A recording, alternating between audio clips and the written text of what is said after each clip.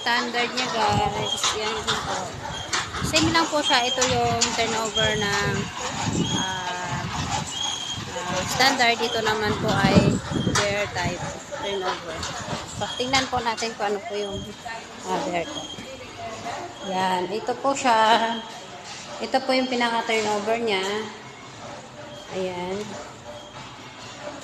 Tapos ito po yung toilet and bath. Turnover. Nakatiles na rin po.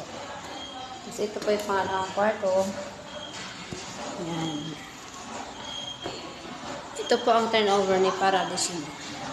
Malaki po siya. Kaya nasa sa inyo na lang po kung ano yung gusto nyong design.